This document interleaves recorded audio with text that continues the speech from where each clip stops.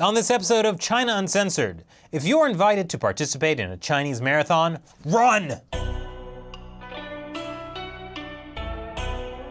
Hi, welcome to China Uncensored. I'm your host, Chris Chappell. As the Financial Times puts it, running is the new religion of the Chinese middle class. I guess because the old religion was wiped out by the Red Guards. And as anyone who's a runner knows, this religion requires blood sacrifice. Aches and pains, swelling and inflammation, cuts and bruises from having to dodge chainsaw-wielding motorcyclists. But seriously, running can be dangerous, especially in China. More and more events are unfolding from the Guangdong Marathon fiasco. There were close to 20,000 participants, including 12,208 incidents of injury and sickness. Now don't worry, it's not that over half the participants were injured.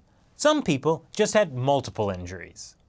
The Guangdong Marathon fiasco, as it's being called, was, well, kind of a fiasco. And if you think that's a crazy amount of injuries and illnesses, get this. Some of the incidents were completely preventable. Were it not for this. Orchard Fruity Soap, now with extra moisturizer. Those are the kind of things that probably should have been written in Chinese, so that when they were handed out to people who just finished running a marathon, they wouldn't mistake them for energy bars, which they did.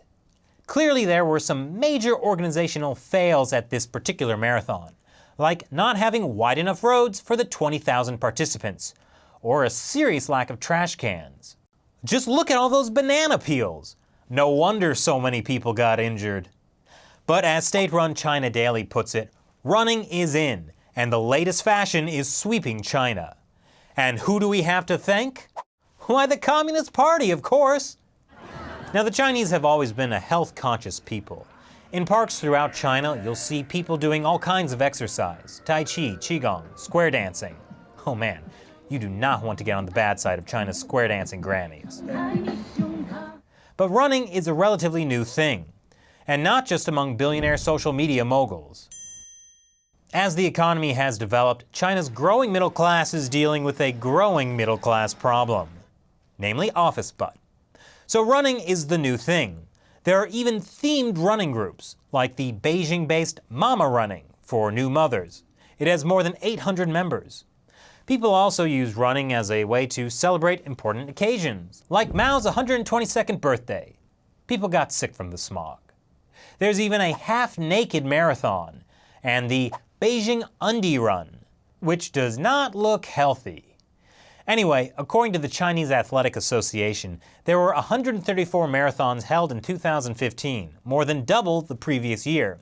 And if party mouthpiece Xinhua News is right, which it always is, this year we'll see more than 200 marathons in China.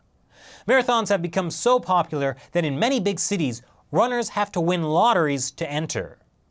All this running has Western sportswear companies running for the Chinese market. In 2014, Adidas made more than $270 million in China and has sponsored the Beijing Marathon and Shanghai Half Marathon. Adidas is so successful, they've inspired not just one, but at least 2 knockoffs. And of course, it's a great market for fruity soap. So what do you think about the Guangdong Marathon fiasco? And what's your best or worst marathon experience? My answer to both is North Korea's Pyongyang Marathon. Leave your comments below and subscribe for more episodes of China Uncensored. Once again, I'm Chris Chappell.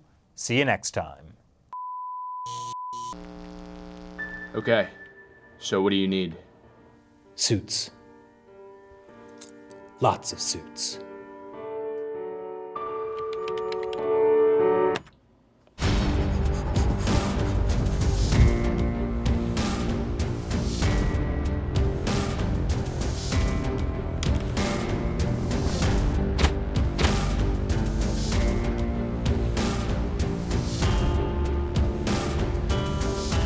Wait, who is this? Mania, official clothing sponsor of China Uncensored. ManiaSuit.com.